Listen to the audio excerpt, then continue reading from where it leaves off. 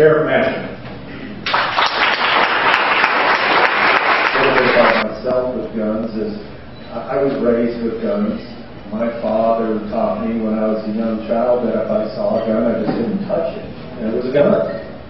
So I was kind of educated that way. It wasn't hidden away from me. It wasn't stashed in a closet or up on some shelf. It was a gun. He learned what it did. And he brought me out and taught me how to shoot it. And I hunted with my father, and I kind of grew up that way. And of course, that's what I teach my kids. I don't have one problem at all, and nor should anybody, for a citizen to be able to protect themselves with a gun. And I'm a strong believer in that. So I'm very pro Second Amendment. And if you think about it, what was our forefathers thinking when they put that Second Amendment in our Constitution? It just amazes me the foresight that our forefathers had with this country putting that Constitution together. It amazes me how valid it is still to this day. Why do we have the Second Amendment? To keep carrying it away. Yeah. The government is here for us, and we don't want them to forget that.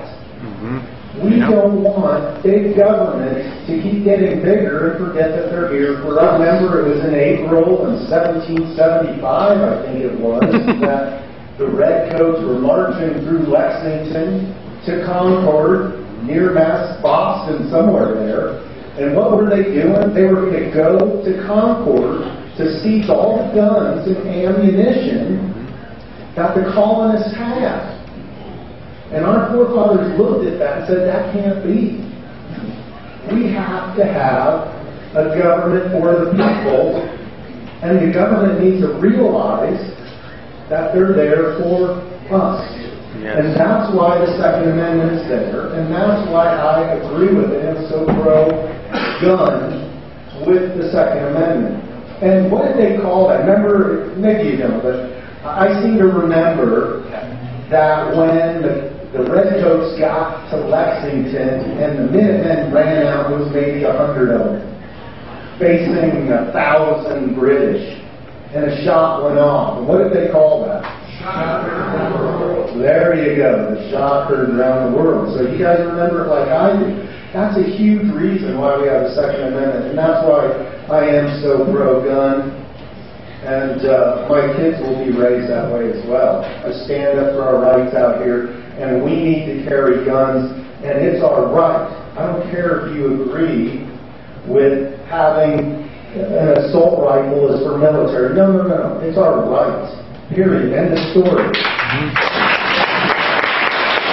What is going to happen if we give in on the Second Amendment? What's next? The Fourth Amendment? The First Amendment? Those already gone.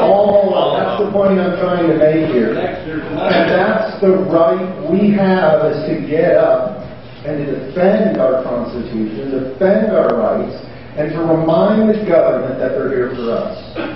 And we have to keep doing that no matter what.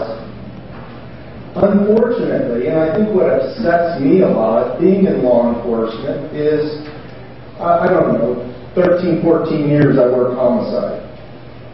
Well, I know these politicians haven't.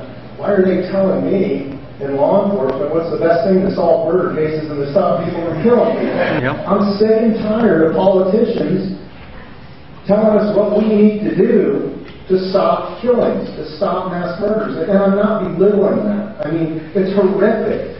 What could be worse than people mass killing children, or people in movie theaters or restaurants, or that's horrible. But it's not the guns that are doing it. It is not the guns that are doing it. And I'm sick and tired of politicians telling me that. I tell them, no, it isn't. Oh, yes, it is. No, it isn't. It's primarily mental health issues, because they're not gaining anything out of this. They have a mental health issue. It's been known to the police, it's been known to the parents or whoever that this person needs help, please do something, and nobody's doing anything.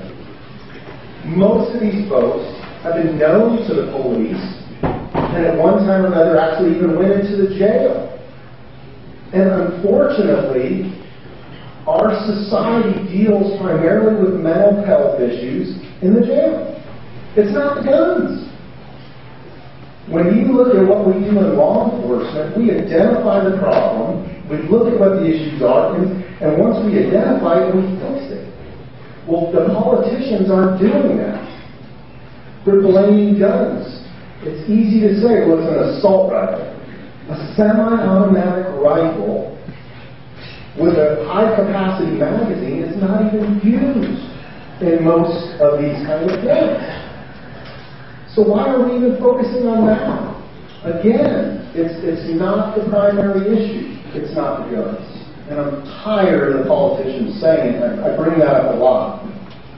But what I have to focus on in Yavapai County is what I think is best for our public safety. When you take a federal law and say that these schools are gun-free zones, I think that's a mistake. Yes. And I think, well, why the hell would you even want to come in here with, let us do our own business. Let us handle our own situations. We don't want big government here. I very strongly believe in the Constitution. I'm very much, I take an oath of office, as do the deputies that work at the sheriff's office with me, that we will uphold the Constitution of the United States.